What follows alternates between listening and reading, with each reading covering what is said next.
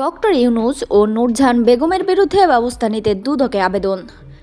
সাবেক প্রধান উপদেষ্টা ডক্টর মোহাম্মদ ইউনূস ও সাবেক স্বাস্থ্য উপদেষ্টা ডক্টর নূরজাহান বেগমের বিরুদ্ধে আইনি ব্যবস্থা নিতে দুর্নীতি দমন কমিশন দুদকে আবেদন করা হয়েছে।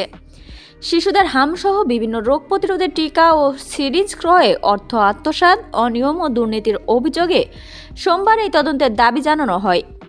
রাজধানীর সেগুনবাগিচায় দুদক কার্যালয়ে সংস্থাটির চেয়ারম্যান বরাবর এই আবেদন দাখিল করেন সুপ্রিম কোর্টের আইনজীবী বিপ্লব কুমার দাস।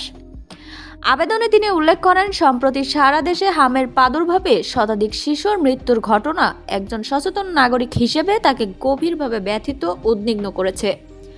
সরকারি পর্যায়ে জীবন রক্ষাকারী টিকার সংকট এর ফলে সৃষ্ট মহামারীর জন্য সরাসরি নীতি নির্ধারকদের দায় দিয়েছে বলে তিনি মনে করেন। আইনজীবী তার আবেদনের দাবি করেন, সাবেক প্রধান উপদেষ্টা ডক্টর মোহাম্মদ ইউনূস এবং স্বাস্থ্য উপদেষ্টা ডক্টর নূরজাহান বেগমের অদূরদর্শিতা ও অবহেলার কারণেই দেশে হামের প্রকোপ অস্বাভাবিকভাবে বেড়েছে। রাষ্ট্রের সাধারণ নাগরিক স্বাস্থ্য বিশেষজ্ঞদের বরাতে আবেদনে বলা হয়েছে, টিকার সংকট ও শিশু মৃত্যুর এই দায় কোনোভাবেই সরকার এড়িয়ে যেতে পারে না। বিশেষ করে অন্তর্বর্তী সরকারের সময় টিকা ক্রয়ের পদ্ধতিতে হঠাৎ কোনো পূর্ব প্রস্তুতি ছাড়াই বড় পরিবর্তন আনা হয়েছিল, যা পুরো প্রক্রিয়াকে প্রশ্নবিদ্ধ করে। স্বাস্থ্য খাতে ৮২,০০০ কোটি টাকার বিশাল বাজেট থাকার পরও কেন সময় মতো টিকা ও সিরিঞ্জ কেনা হয়নি তা নিয়ে জনমনে এখন তীব্র ক্ষোভের সৃষ্টি হয়েছে। আবেদনপত্রে আরও বলা হয়, প্রয়োজনীয় প্রতিরোধ ব্যবস্থার অভাবে হাজার হাজার শিশু বর্তমানে হাসপাতালের বিছানায় মৃত্যুর সঙ্গে লড়াই করছে। হাম একটি সংক্রামক ব্যাধি যা দ্রুত ছড়িয়ে পড়ছে, কিন্তু সরকারের সংশ্লিষ্ট দপ্তরগুলো এ বিষয়ে যথাযথ পদক্ষেপ নিতে ব্যর্থ হয়েছে। আইনজীবী বিপ্লব কুমার দাসের অভিযোগ, স্বাস্থ্য খাতে সাবেক ও অন্তর্বর্তী সরকারের সময় টিকার ক্রয় প্রক্রিয়ায় বড় ধরনের দুর্নীতির সম্ভাবনা রয়েছে। স্বাস্থ্য খাতে যথেষ্ট বাজেট থাকা সত্ত্বেও অর্থের সঠিক ব্যবহার না হওয়া বড় ধরনের অনিয়মের ইঙ্গিত দেয়।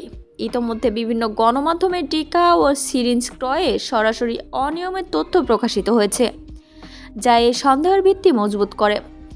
দেশের স্বাস্থ্য ও অর্থখাতকে রক্ষার স্বার্থে শিশুদের জীবন রক্ষায় এই তথাকথিত জালিয়াতির বিরুদ্ধে দুদকের জোরালো হস্তক্ষেপ কামনা করা হয়েছে।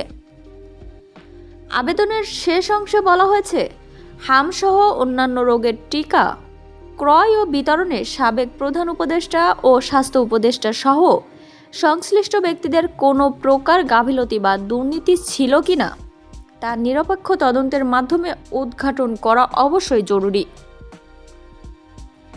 একই সঙ্গে তদন্ত সাপেক্ষে দোষীদের বিরুদ্ধে প্রয়োজনীয় আইন ব্যবস্থা নেওয়ার জন্য দুদককে অনুরোধ জানানো হচ্ছে। সংশ্লিষ্ট সূত্র জানায়, আবেদনটি পাওয়ার পর দুদক তাদের নিয়মিত প্রতিক্রিয়ায় বিষয়টি খতিয়ে দেখবে এবং পরবর্তী সিদ্ধান্ত না আসা পর্যন্তই জানা গেছে।